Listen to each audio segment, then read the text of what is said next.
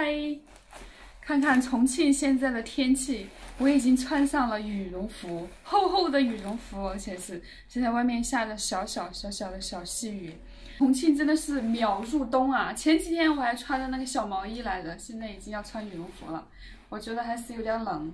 前段时间有粉丝跟我说，能不能去拍一下那个重庆的那个黄山抗战遗址，所以今天带你们去看一下那个黄山抗战遗址。那边还有一个防空洞，其实重庆有很多防空洞。如果你们还有什么想看的一些确切的地方，可以留言，然后一些题材也可以留言，我看一下。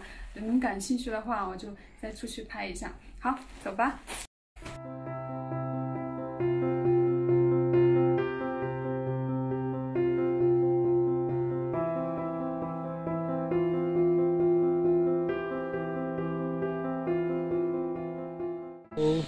我感觉我是一个小黄人，就是重庆急速降温，跳楼式降温，直接降了10几度。不要问我们温度好多度，直接开衣服就行。啊！哎，好冷。看这里就是南山，一棵树看夜景的地方就在这里，但是我觉得没有我上次拍的那个地方那么好看，那边的夜景，而且还要收费，好像30还是40块钱一个人，就一棵树看夜景的地方。那空气好好啊，就是因为我们开车开了差不多接近1个小时，30公里。对呀，有点远，从家里开过来有点远。虽然有点冷，但是空气很清新。山里面哈，这山上还有民宿，哇，还是挺安逸的。很久没有上来耍过了。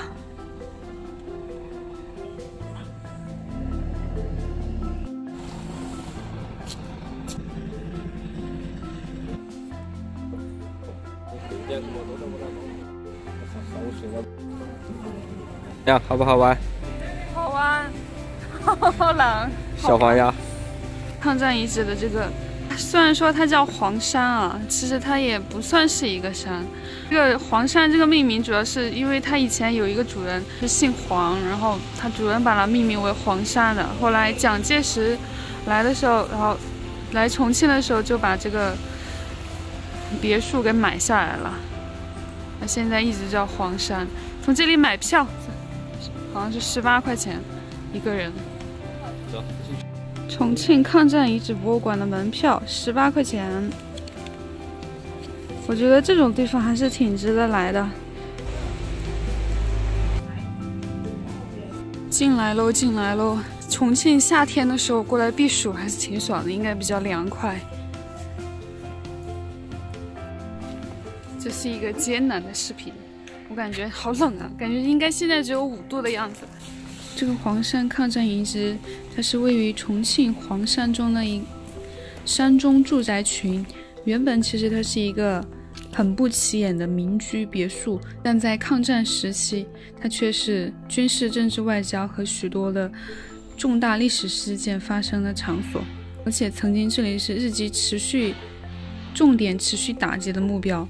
这里曾经经历过无数次的轰炸，然而这个远东抗战指挥的核心居然毫发无损地坚持到了抗战胜利。这里是联庆楼，风格是中西合璧，1楼一底带屋顶阁楼的建筑。抗战期间，很多美国的高级官员都拜访过这个地方。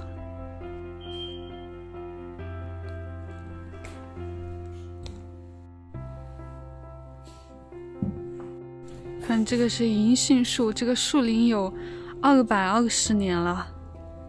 天哪！是那个侍卫室，蒋介石的警卫人员的驻地。这里海拔有500多了，差不多。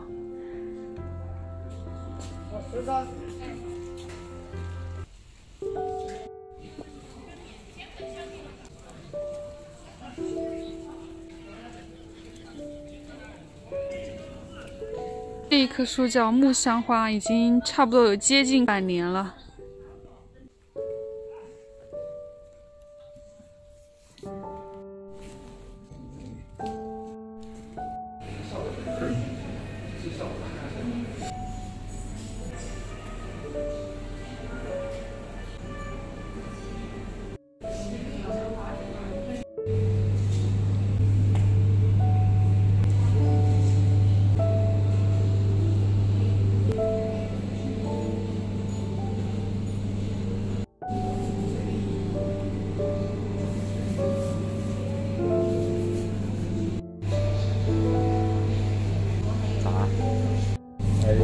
这样2个是可以。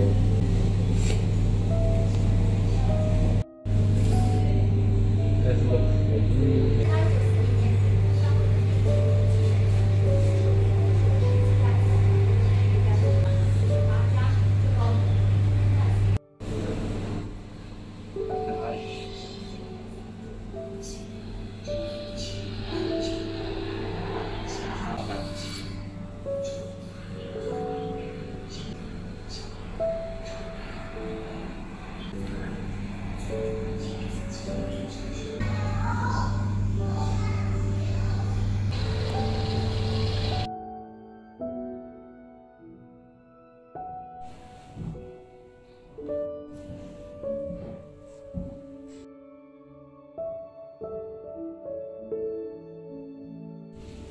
这里就是云寿楼，蒋介石的官邸。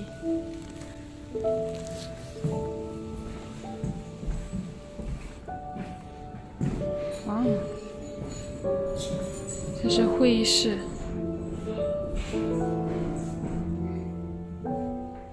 这个就是感觉在森林里面一样，又很潮湿，湿冷阴冷的感觉。刚刚从上面走下来，走到了这个防空洞口，就是这里了。非常非常隐蔽的一个小洞口，它是1939年修建的，蒋介石亲自主持修建的一个防空洞，200多米长，里面功能非常的齐全，会议室、发电房、起居室啊什么的，通风设施什么都有。哇，有一点阴阴森森的感觉。我们走进来看一下子，锁住的，进肯定是进不去的。防空洞，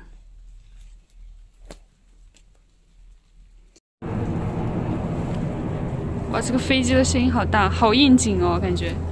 蒋介石和宋美龄当时在里面躲避日军的轰炸。超级的隐蔽，就如果不往下走，根本就不知道这里原来还有一个防空洞。这个防空洞有3个出口，有一个是通往云寿楼，一个是通往宋厅，还有一个就是这边。哇，好厚哦！有这么厚，有这么厚，这个门有这么厚。开始下雨了，不知道是雾还是雨，已经就是非常非常的小。这个山上啊，雾都很大。回去了，太冷了。历史类的视频我真的是说不清楚，所以也只能这样了。拜拜。